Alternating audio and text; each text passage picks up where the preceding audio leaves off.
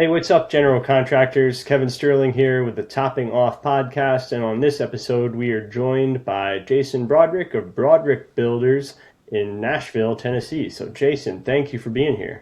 Kevin, it's an absolute pleasure. Thanks for having me. Yeah, terrific. So, we know each other a little bit prior to the recording, but our audience out there might not know you at all. So, probably not. Yeah, I don't know, maybe we kind of hope they don't know. You might be a little weird with the internet days. Never know who's out there watching, right? Right. Like Kevin said, my name is Jason Broderick, and this is a family-owned general contracting business in Nashville, Tennessee, the most popular town in the country, apparently, because people are moving here like gangbusters and have been for quite some time.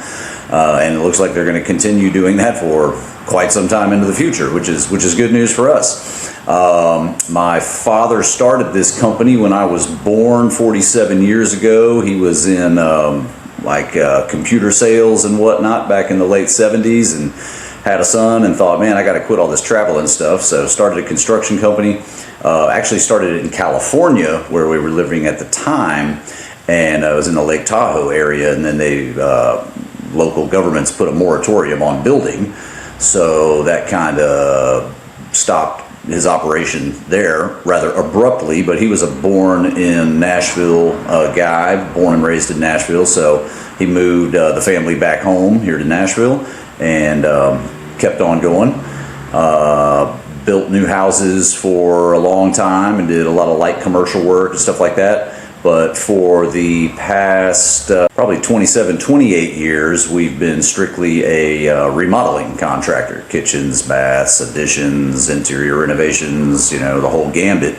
I tell everybody we do everything but swimming pools. But if you need a good swimming pool guy, we know a couple of those and we can bring them into the fold. And that's a little bit about us. We're on the west side of Nashville on Highway 100. In this particular office, not too far, oddly enough, literally about an eighth of a mile down from the first office that my dad ever had when he started the company here in this town.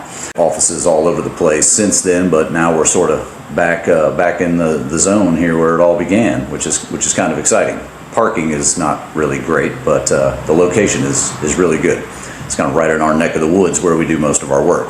That's kind of That's me. That's me in a nutshell. And I've been doing this ever since I was, knee high, I guess. I've been cleaning up job sites ever since I was, 8 years old. And then worked through high schools in the summer, did a couple summers in the college years, and then right out of college came right back to Nashville to work here. I said I was never coming back to Nashville, right? I had big dreams, big aspirations to go all over the world. But that didn't work out, and I'm back here, which is great, and loving it. Coming from sort of a father and son company, I know you said originally you were trying to get out of that, and then that plan changed. So any hot take on working with family? There's it's got the good and the bad for sure. Thank God my father is still alive and doing well. I love working with my dad. He'll be 80 in May, but he's an old Navy guy, so he's up and at 'em early in the morning and beats me to the office and everybody else, and is still doing his thing.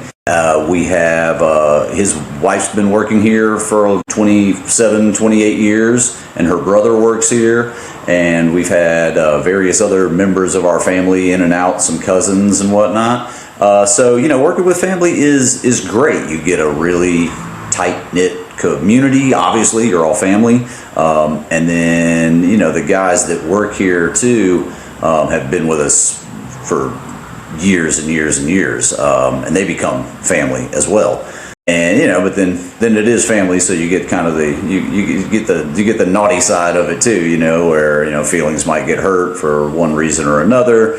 But for the most part, it's all good, really, because everybody is very understanding and lenient, and you want to take care of your family first. So hey, you need a day off here, a day off there, a week for this, that, and the other thing, and we all sort of pitch in and pick up the slack where the other people or leave off whenever they're gone. So it's been great, and I know my dad will be around for many, many years to come.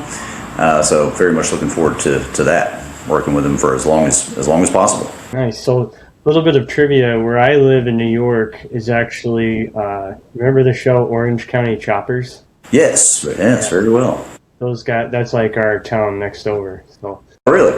yeah. Yeah, that was a cool show. God, those guys built amazing bikes. Awesome. I'm not a bike guy. Always kind of thought I would love to be a bike guy, but my parents always told me I'd get killed on one, which, they're probably right. So best that I stayed off of them. A big part of the culture up here is like the chopper cycles and motorcycles in general. And when I moved to this area, there was actually they had a museum open. It was like a museum and restaurant of their motorcycles. Yeah. Unfortunately, now a storage facility. Oh, no. Yeah, what happened to those guys? I don't know. They probably took the money and ran and retired living on an island now. Well, I think, I don't know which one went which way, but they're still very involved in metalworks in the area. So they actually have like metal fabrication. Some of it, I think, is like high steel production. That they create I-beams and frames and that. So I think, that was sort of their original expertise also, just because of the metallurgy. So Sure. yeah. Far out. Speaking of popular television people, I want to make sure the audience knows that you guys were involved in an episode of Property Brothers back a few years ago. Yes, we were. A whole season, as a matter of fact. It was when they first came through Nashville, because I know they've been here probably 2 other times, maybe 3 other times, but this would have been the first time they ever came through Nashville, and that was probably, was it 2006 now? That was probably like 2016, 2017, something like that. We were glad to be a part of that. It was interesting. They just they called us, probably like they called a lot of contractors in the neighborhood, just out of the blue, and said, "Hey, are you guys interested?" And one of our guys here, Randy, took the call and met him and the whole bit, and was like, "Yeah, all right, we'll get in on this. This sounds good. We'll do one of these." And they're like, "Well, great. So if you want to do one, how about doing 2?" And we were like, all right, yeah. I mean, sure, we'll do 2. Well, I don't know how many days or weeks the negotiations took, but in the end, we wound up getting 4 of them, which we thought, wow, okay, that's a lot, but I thought we can handle that. I mean, we're pretty busy, but we got the capacity to do 4 extra jobs. Ideally, they're going to be, kind of one after another, which I think is the way that it was originally proposed. But it turns out they were all 4 at the same time, which that was a little daunting. We hit the ground running, and it's like, oh my God, we got to do 4 of these things. And they want them done pretty quick, too. It's like some kind of a commercial job where they want the thing turned around in 6 weeks. That's something that would, normally probably take us 15, 16 weeks. So we jumped in and started getting after it. And it was funny, like, on like day 2 or 3, you're still in the midst of just demoing this thing out, taking measurements on whatever you got to take measurements on, and like the furniture is already showing up, and the curtains and all are getting delivered to the house, and they want us to like put them in places, and you're like, this is.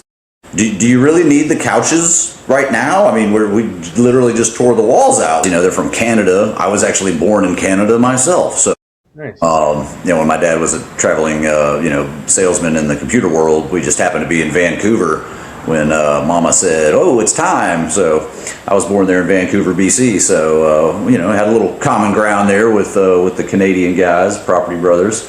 They were really great. They're really tall. These guys are like 6'7", it's really tall guys. It was a fun time though.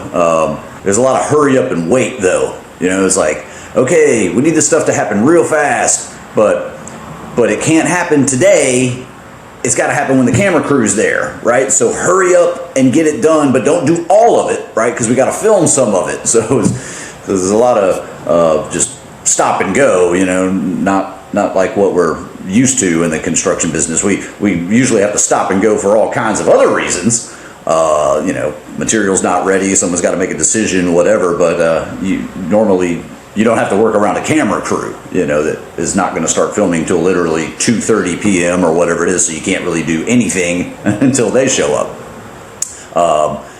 Pretty wild ride though. It was good. It was a very, very busy time, and at the end it was great though. They threw a big party for us and all the other people that were involved in creating that season of the Nashville show. Can't remember the name of the place we went here in town. It was a new place over on Charlotte Avenue, and everybody was there, and that was their big topping off celebration, so to speak, for us. It's good times, and we got our name on their website and everything, not like on the front of it, some buried on page 24 or wherever, but it's in there somewhere. It's probably still there. Yeah, it's a good time. Well, I think a lot of people out there might be curious, did that impact your business at all? Like, did you have more notoriety? Did you gain customers out of that? Not as much as we were really thinking or hoping it would. I'd have to really go back and probably ask Randy and my dad if and how many, leads that we got that were directly related to people seeing us on the show. Because honestly, we weren't really on the show that much. We had some guys in the background occasionally, but obviously it wasn't about us. It's about them and the clients. So not as much as we were hoping. We probably could have touted that up and marketed it better, but that was 10 years ago, and we certainly were not on the was there even social media back then? I don't even know. I'd have to think about it. Earlier days, which are... Yeah, we certainly were not tuned into it very well back then, and we certainly are still working on getting tuned into it better these days. Got a long way to go, but we weren't even paying attention to any of that back then. We might have put it on a flyer, here and there or whatnot, as seen on the Property Brothers, but probably not as much exposure and business growth than we were thinking. So I guess given your long history, and I know you kind of mentioned some building, remodeling, some commercial, right now, like what mix of commercial versus residential do you do? Oh, it's 99.5% residential and 0.5% commercial. Yeah. We only do anything commercial related if one of our clients happens to have, an office or a warehouse or something that they need some minor work done on.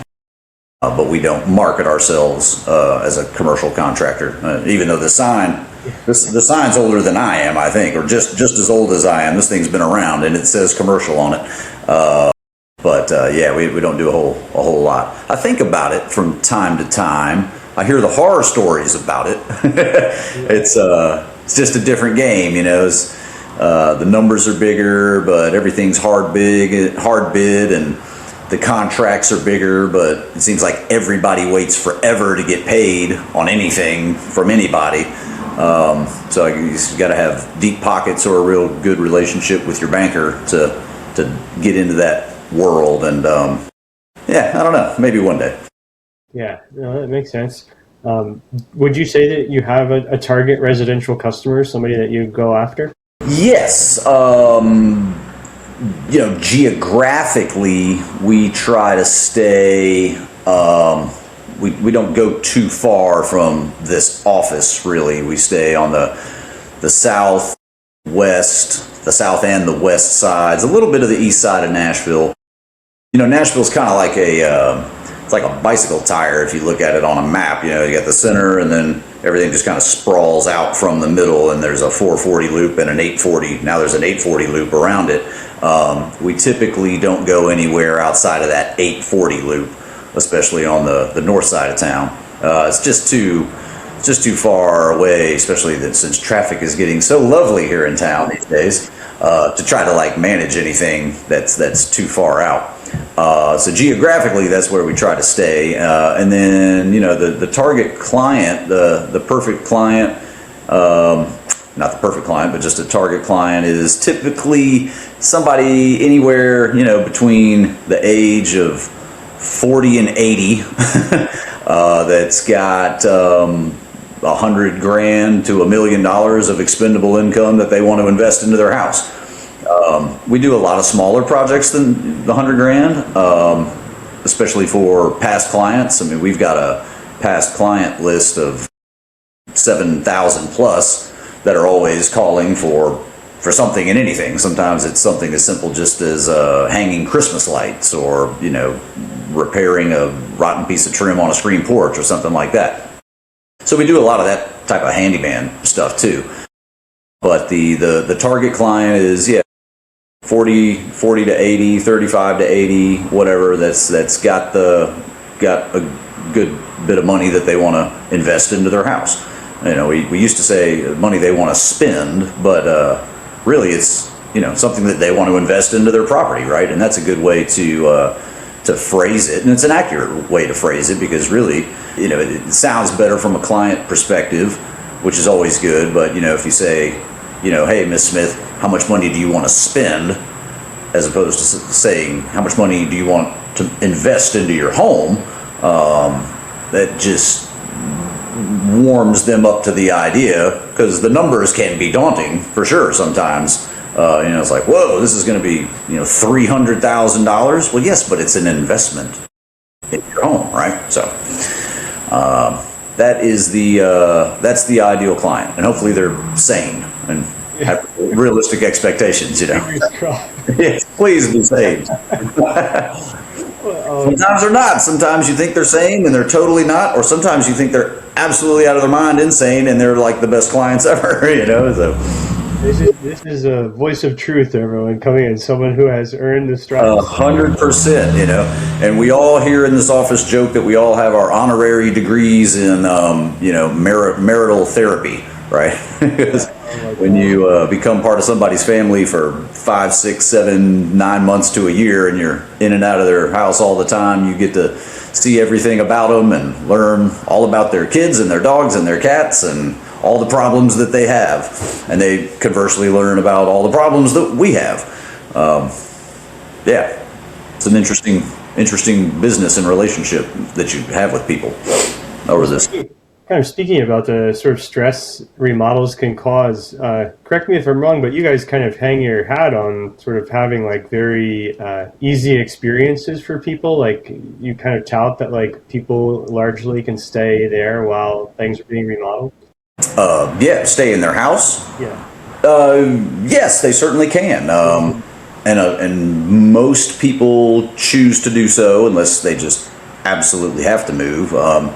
Usually, a lot of times if the kitchen is going, people opt to move out, especially if it's for a long period of time, because obviously you can't cook and whatnot. Of course, a lot of people don't cook anyway. They just go out and eat.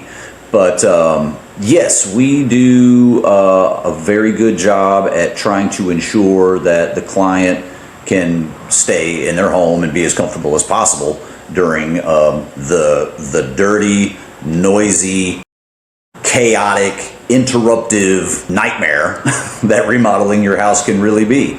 And it actually spells out in our contract. I'd have to grab a paper copy of it somewhere around here, that there's a line in there that just says, this process is dirty, takes longer than you think, is going to cost more money than you think it's going to cost, and this is not like what you see on HGTV, and by the end of this you will probably question your sanity on trying to remodel your home or deciding to remodel your home. Literally verbatim right there above where they sign. So the reality is,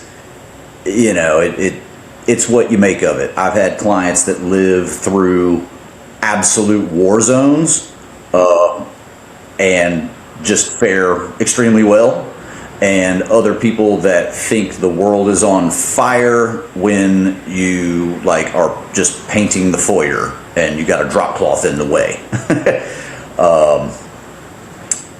So people are different.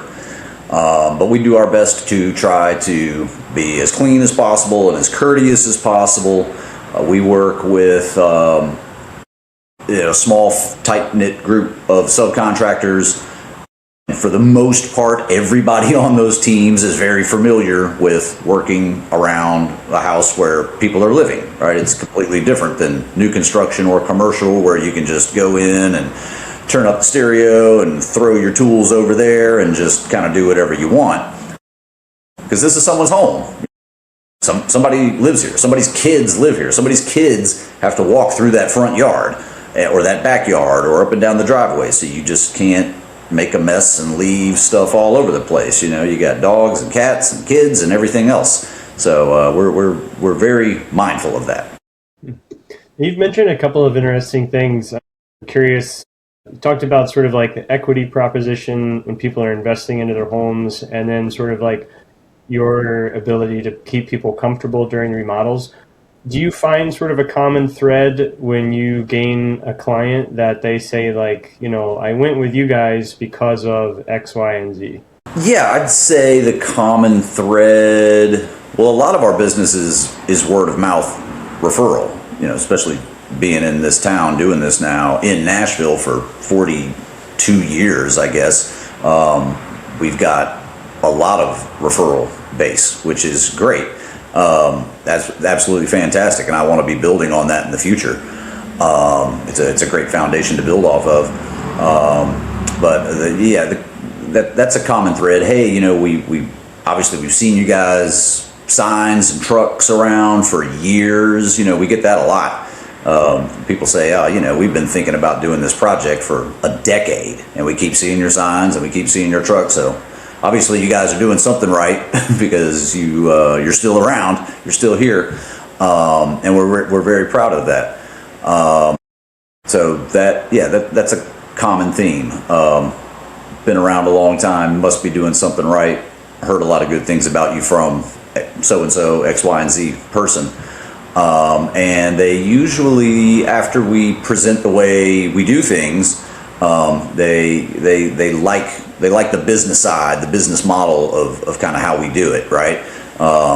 We are an open book accounting company, so the client is able to see, and we show them every single receipt, invoice from any subcontractor, any vendor, and we pass all those contractor savings, so to speak, on to them. You know, when we get our discounts from the plumbing distributor and wherever else we get them, there's no internal markup on those before our markup is applied to keep us in business.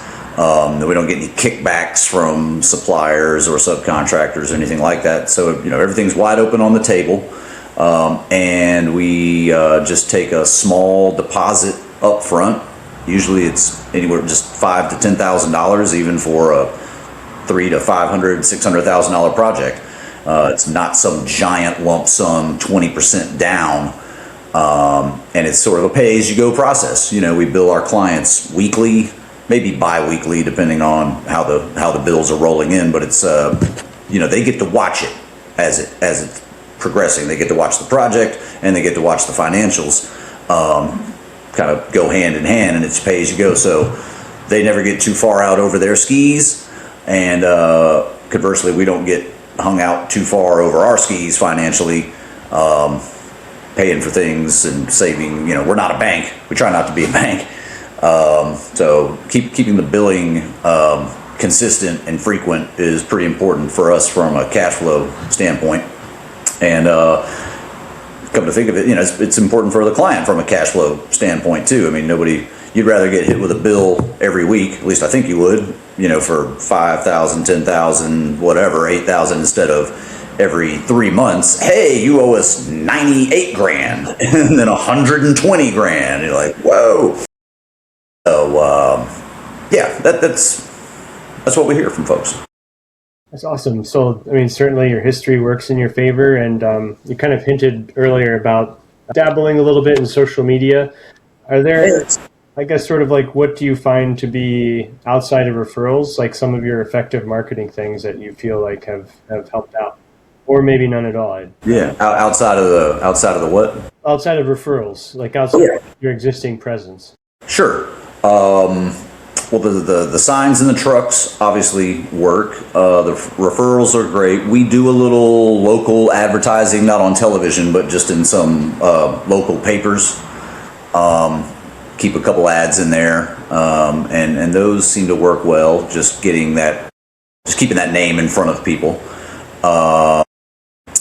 We've had a website. Of course, everybody's got a website these days. No big deal. We've had one for quite a long time. I think we were probably one of the first to actually have a decent website as a residential remodeling contractor in this town. We've since updated that about a year ago, redesigned it, revamped it, the whole 9 yards, made it mobile friendly, et cetera, et cetera. And that's proving to be positive and have positive outcomes. And we do have a Facebook page, an Instagram page, a Pinterest page. I don't think we have an X or a Twitter page. Maybe we do. We certainly don't post on it if we do. So we have all those things. The tricky part, it's not really that tricky, it's just a matter of dedicating time to do it, is creating the content and getting something out there on those pages and making sure. It's been kind of a learning curve, right? I've been slowly learning this for the past 2 years, it seems, and I still don't even have my hands wrapped around it just yet. But you can't just post anything, and you can just post anything. I'll get to that in a minute. But the way you have to hashtag it and all the rest of it, like the way you set it up, if you just throw it out there with no hashtags or links to anybody else, it doesn't really do you much good. So I've you don't know what you don't know, right? And I've found out diving into this thing that I don't know near as much as I thought I knew with respect to how to do it properly. Still working on that. And then it's just another thing to find the time to do. You think, it's totally easy. I'll just, of course, like every Thursday at noon, I'll just remember to post something. Well, you're just busy doing and then you don't. And then it's Saturday and you go, oh my God, I forgot to post something. And then you've lost your consistency where, I hear the algorithms love you to be super consistent and do it at the same day at the same time. And of course, you can pay people to do these things for you. And I've looked into that quite a bit. And just like anything else in life, remodeling your house or whatever, you get what you pay for. And if you want something good, it can be a little pricey. And up to this point, it's proven to be a little more than we're willing to bite off and chew from a spending money on marketing standpoint. It sounds fantastic, but when, for $5 to $8 grand a month, you're like, whoa, hold on. Like $5 to $8 grand a month? Okay, maybe we'll wait a while on that.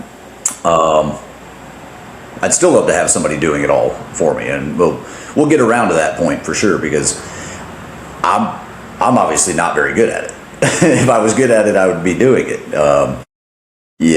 I should pay a professional to do that kind of thing, just like a client should probably hire a professional contractor to remodel their kitchen or add on to their house. Sure, you can go find some local guys down at Home Depot and a handyman to do these things for you, and they very well could do a fantastic job, but probably not. And they're probably not insured properly and all the rest of it. That's why you should hire a licensed GC to do these kind of things, just like I should hire somebody who knows the social media world to do that. Calling out the DIYers, I feel like maybe my wife called you ahead of this and was like, "It's not good at any." Don't tell. Oh man. That's pretty much it from a marketing standpoint. We give stuff out to clients and whatnot. You do the refrigerator magnets or the pins, and we're always trying to come up with some sort of a new thing that people will keep around the house and actually use, for years and years, and have it sitting around in the corner or wherever or in a cabinet, and they go, oh yeah, look at that, they're Broderick, we need to call them to do whatever to the house. The marketing world go down a rabbit hole real deep on the thousands of ways. We didn't even talk about AI.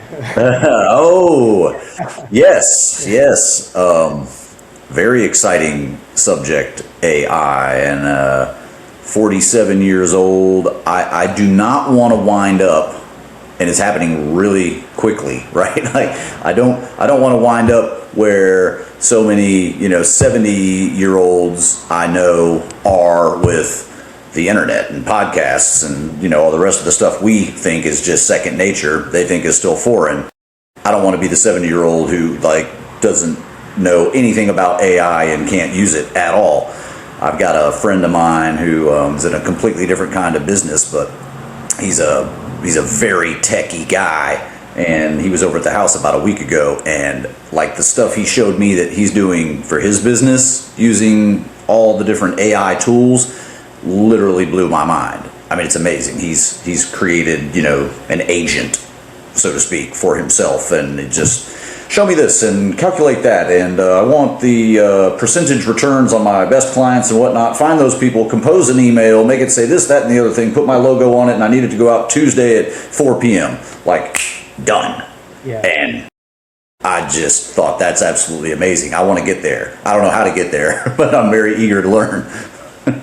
So you and I met through the NAHB, and in December, I'm also a member of the AGC, and I went to our New York State convention of that. And they had a presenter who is basically an AI integrator, works with a lot of construction companies. And so he was showing typical construction use cases. And a lot of those guys are heavy highway, heavy commercial, civil engineering, all that stuff. And so he showed him let's look at RFP compliance, or resume vetting, or even cost structuring, and was showing them how you can just take massive amounts of data that would take an engineer a week, or take somebody in a significant, and it just spits out the answer in 10 seconds, and their jaws just dropped. Yeah, it's amazing, right? Absolutely amazing. And what I have found is probably our biggest weak point in trying to utilize AI more is that you need a bunch of data, or ideally you would have a bunch of data to let the AI crunch the numbers for you and come up with solutions. And we, probably like most kind of small time residential contractors, you don't have a lot of data per se. I mean, you've got financial data and bills and receipts and stuff like that, but there's not, and you might have some plans. Most of our projects don't even have any plans, right? I mean, they don't require plans, so there's just not a lot of data to crunch. So some of my guys have been asking me a couple weeks ago. We do these Thursday lunch meetings, and I want to learn more about what AI can do for us or whatnot. And I said, I mean, for us, it could just it could read a set of plans maybe and do takeoffs, but I don't really see any other use for it. That was a couple of months ago, really. My attitude has changed now. Yeah, very, very intrigued. Certainly from the business analytics side and helping a business owner do more in a 24-hour day than you would normally be able to do.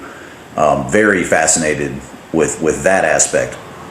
On a day-to-day operation in the remodeling industry, I'm not sure where the application is just yet. But I'm eager to see. Who knows where it's going to go, right? I mean, this thing's going to own us all, and we're all going to be just kicked back and watching the Tesla robots remodel houses and bring us our coffee.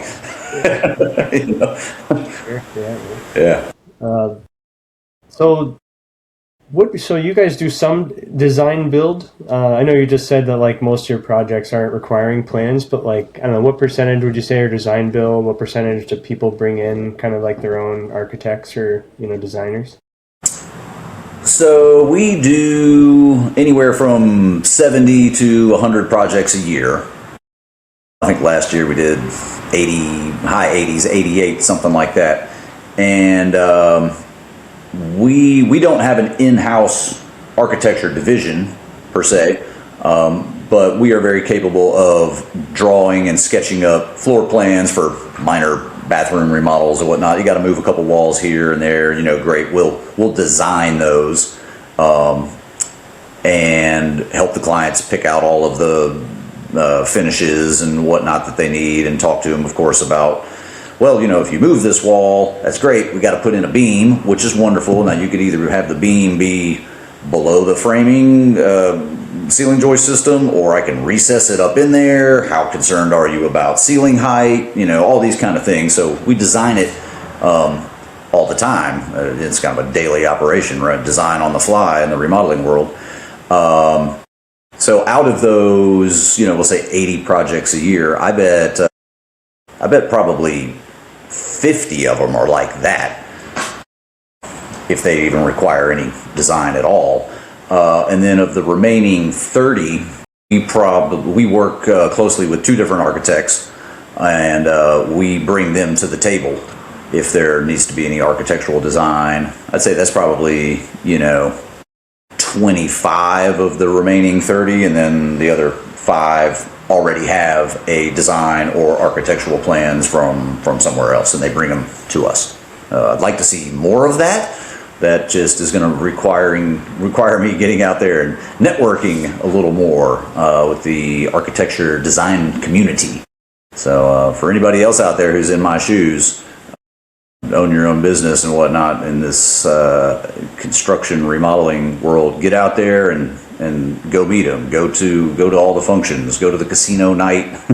Go to the design expose for Kohler at your local plumbing distributor. Whatever it is. Get out there and shake some hands. You guys have is Delta based in Nashville? Delta Faucets? They're somewhere. No, they're not. At least I don't think they are. They might be very soon. It seems like every other company in the world is moving here. Now I think they're up in the Midwest somewhere, if I'm not mistaken. Okay, yeah, must be wrong about that. It's funny you talk about sort of connecting with the designers and the architects and whatnot. If you look at the NAHB website, they have articles written for like a homeowner, like how do you begin a remodel, and it sort of says like, start with your own research, and then you might want to talk to a designer and then an architect and like talk to a banker. Like there's like an entire list of people, and then it's like, and then find a remodeler, kind of like the end of it. Yeah. I don't think that's probably the best way to go about it. My father would echo the same thing. He is a firm believer, and of course we're probably slightly biased because we are contractors, but if you find a good contractor, that contractor should be able to bring all those other people to the table. A good architect can probably do that too. Not so sure about the bankers. The designers, a lot of times, a lot of designers are contractors, but a lot of them are not. But they think they are. But if they get in a little too over their head or whatnot, then they call a contractor. But you should probably start with the contractor first to get a realistic idea of what can be done for the money that you want to invest into your home. Because, you can go talk to an architect all day and they'll draw you anything under the sun, and it'll usually be very fancy and awesome and look great on paper with lots of windows and lots of swoops and lots of round curves or whatever.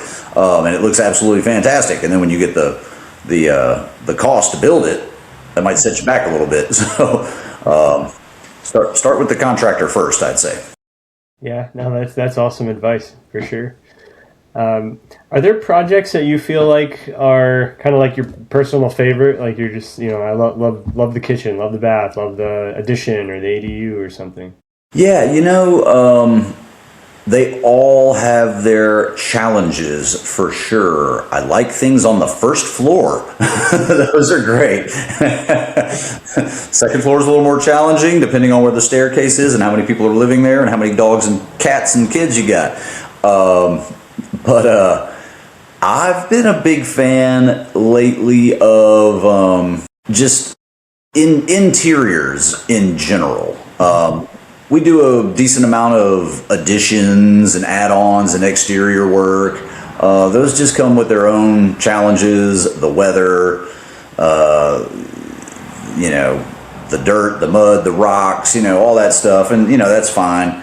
But I'd like the interior where somebody, and there's a lot of that going on in Nashville, people buying these houses and they don't want to add on to it or anything, but they just want to come in and make it their own. So we're going to repaint the whole thing. We're blowing out the kitchen and we're basically redoing every bath, and we're going to change all the fixtures, and we're not going to do anything too structural, which is fine. We do a lot of structural modifications too. But those kind of just in and out like facelifts on a house, even though it's more than paint and just lipstick on a pig. You start talking kitchens and cabinets and new appliances and the whole bit. That's great. I kind of like being on the inside of the house envelope these days. That's usually the stuff Miss Smith always called. My generic homeowner name is Miss Smith because the missuses run the show for sure in the remodeling world. Take note, everybody. And yeah, that's right. The husbands do their best, and they'd be wise to just kind of stay out of the way and go, yes, dear, as long as I get the big TV right there and like my man cave over here, do whatever you want. I kind of lost my train of thought with that. Staying inside the interior envelope and doing those interior renos has just been kind of a sweet spot for me personally lately. And there's nothing wrong, and it's kind of exciting, doing anything structural. I mean, people want to take out walls and open places up all the time. There's a lot of like scope creep involved with that, which is, fine, but it could be a little difficult. It's not difficult. It's more complicated to figure out exactly and explain it to the client in such a way that they can understand it. You're like, okay, well, I know you want to do this, and you want to like move this wall here, and that's great. But the whole world like sits on this wall, and we can move it, but we need to get an engineer, and this beam might have to be steel, and not to mention all the plumbing from upstairs is running down through this wall. Not a big deal. We can move it. Well, where are we going to move it to? Well, the only two good places are here and here. And if you move it there, then we got to get into the basement. And that's that media room that you didn't want us touching. But we're going to have to touch that now, right? And just kind of on and on. So how bad do you really want to move this wall? I play that game a lot. People go, I want this thing gone. And it's like, cool. Well, let's see. You figure it out. It's going to be, I don't know, it's like 30 grand. Or we can put a post in the middle. And they're like, post is totally cool. It's a $30,000 post if you want to like not have the post, or I can do it with a post and you can make the post look real pretty. And they're like, totally love the post, bring it on. You could put chalkboard paint on it. It becomes like the. That's right. We can turn it into this cabinetry thing with drawers. I mean, it can be cool, or for the price, we can get rid of it. Like totally, it's your house. Tell me what you want to do.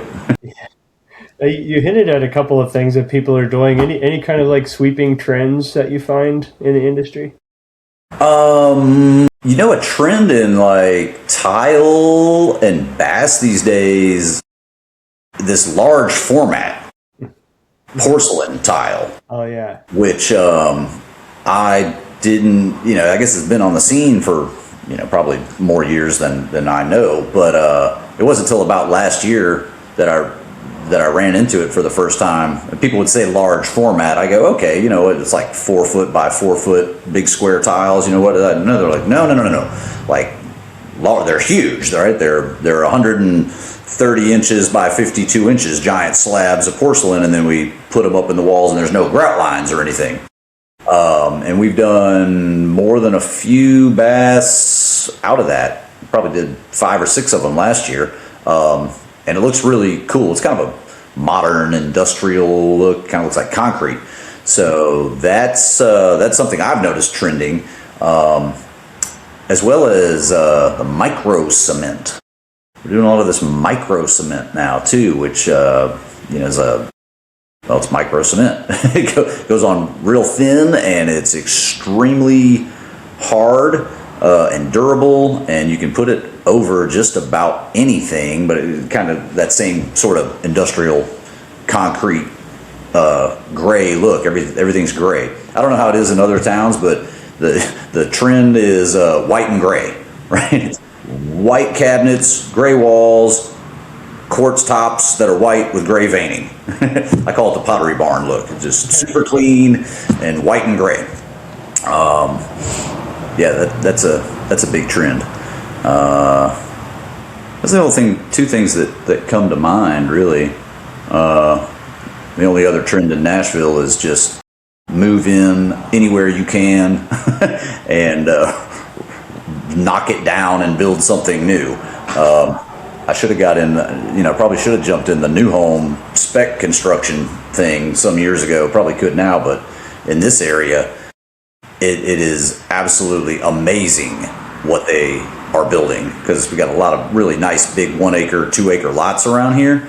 And they're knocking down these old ranches, and they can't build 8 to 10 to 12,000 square foot awesome new modern build fast enough. Yeah, wow. They're selling like hotcakes. It's amazing. Well, you guys have got 47, almost 48 years under your belt. Maybe that's the next evolution. And all of those houses will need repairs and remodeling done to them at some point in the future. So we'll just wait on that to happen. Yeah. Good call. Yeah. Particularly what works. Yeah, that's right. Well, I guess, a lot of the people that I know we talk to are in their first couple of years of their contracting businesses. So what kind of advice would you tell people that are starting out, trying to hope that they have the staying power you guys have enjoyed? It's a stressful thing to do. Probably any kind of construction is, but certainly the remodeling gig adds a little extra added bonus, given the fact that you've got your boss and your homeowner watching you the whole time while you do it. It's kind of like going. They don't do this in the hospitals, right? You don't go in the hospital and go, hey, you're going to operate on my wife. Can I just hang out in the operating room and tell you guys that you're not moving fast enough or that thing's not clean enough? No, that's not happening. They kick you out, and there's a reason for that. But if you've been in it for a year or two, you already know. Acclimate yourself well to that. Always treat your homeowners and their property with the utmost respect that it deserves. Find, just like any business, right? Find good people. Retain good people. However you define good people, but in the remodeling world, they should be people who also respect a homeowner's property. Understand that people that live there, there's limits on how late you can work, how noisy you can be, how messy you can be, all these things. And that goes for carpenter employees, internal office staff, or subcontractors. And that's probably one of the hardest ones right there, the subcontractors, because you don't have a whole lot of control over them and how they operate their businesses.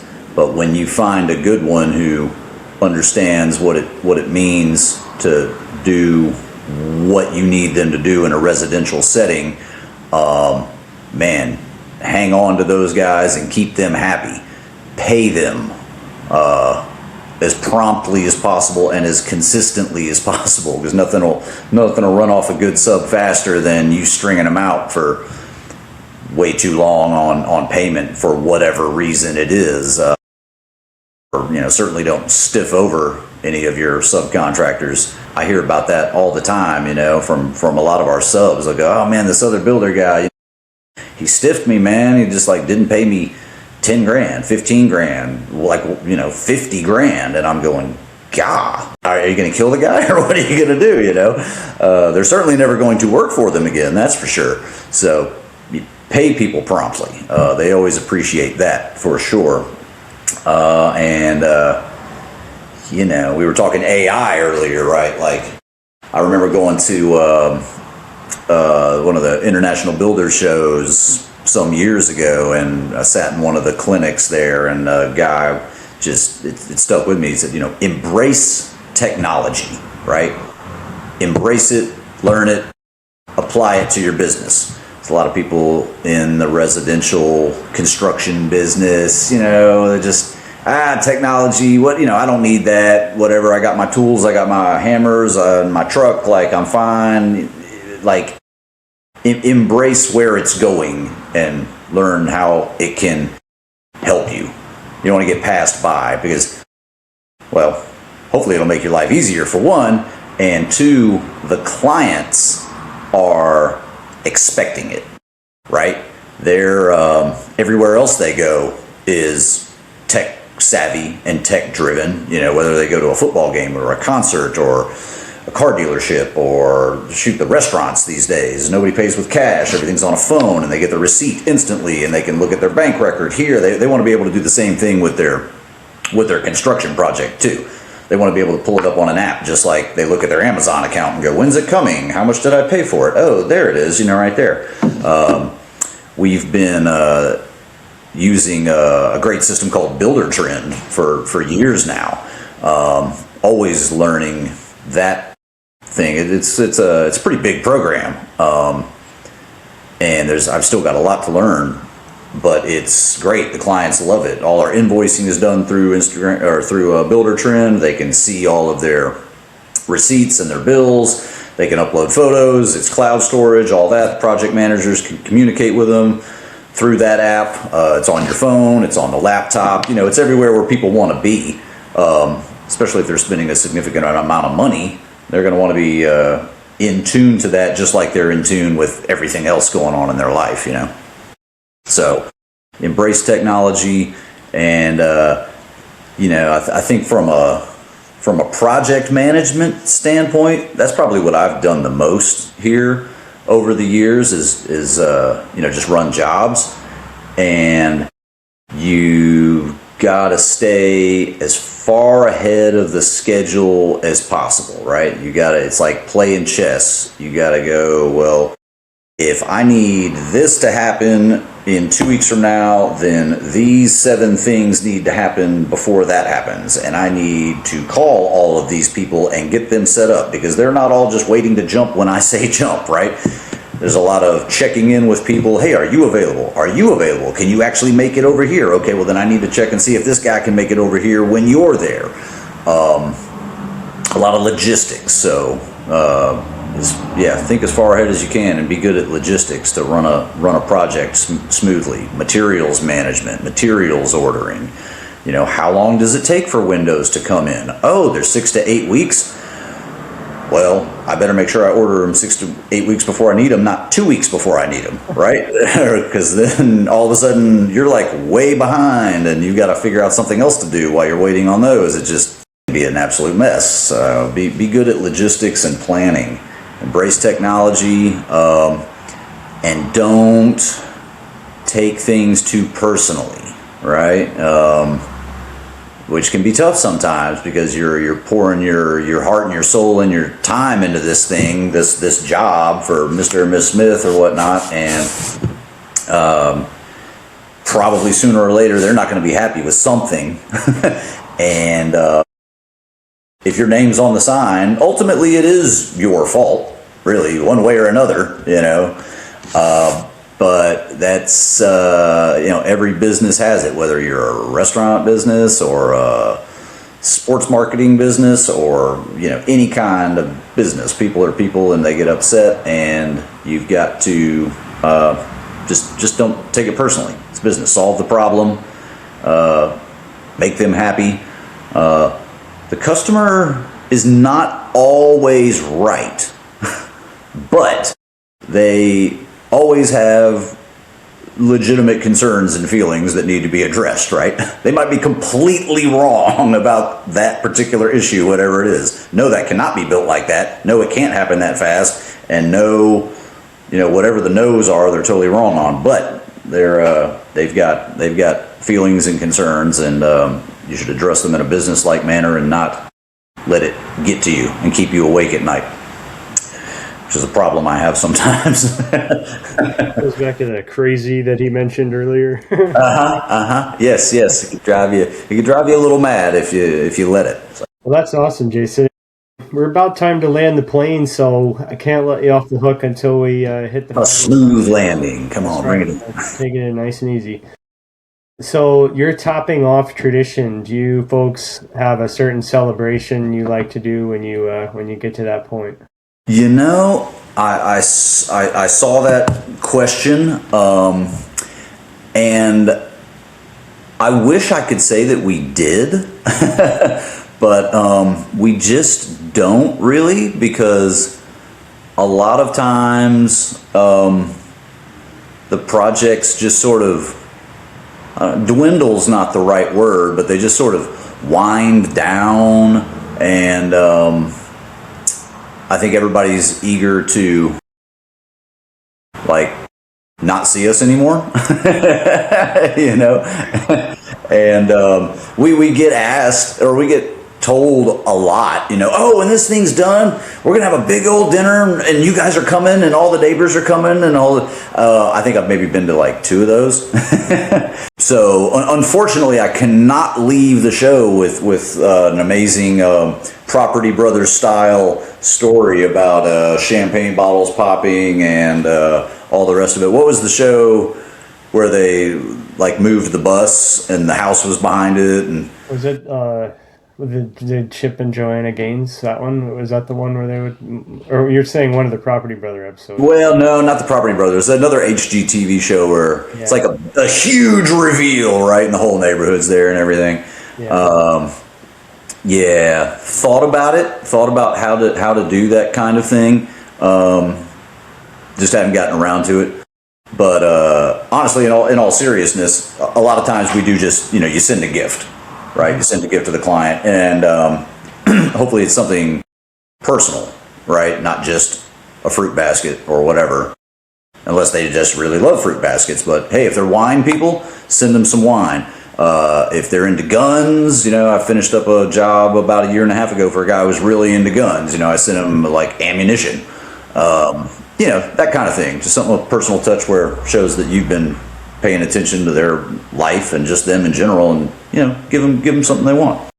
Yeah, that's awesome. Well, you know, I think maybe that's part of the legacy of the show, is encouraging contractors to celebrate their wins. You know, we need to celebrate them more than we do, because this is a fast-paced business. You're starting one, you're always starting and stopping them. So you're like, you know, a lot of times just like, cool, great, that one's over, that way I can dedicate more time to these 3 new ones that started. You know, you're just moving from one thing to another, just flying, trying to keep the lights on and everybody happy. Well, Jason, thank you so much, man. This has been a fantastic episode. You've just dropped so much knowledge on everybody, and it's been really fun. For what it's worth, there it is. Glad to help, Kevin. This was really great, man. Thanks for reaching out. Had a great time. And could you recap, where can people find you if they want to keep up with Broderick Builders? Sure. They can find us at www.broderickbuilders.com or on Instagram at Broderick Builders. Facebook, I think, is the same thing. Isn't that terrible? I don't know my Facebook handle right off the top of my head. It's in the show notes. And if you're in Nashville, we're on the west side of town on Highway 100, just down from West End and the Highway 170 split. Come see us. All right. Well, thanks again, folks, on this episode of the Topping Off Podcast. See you next time. Bye.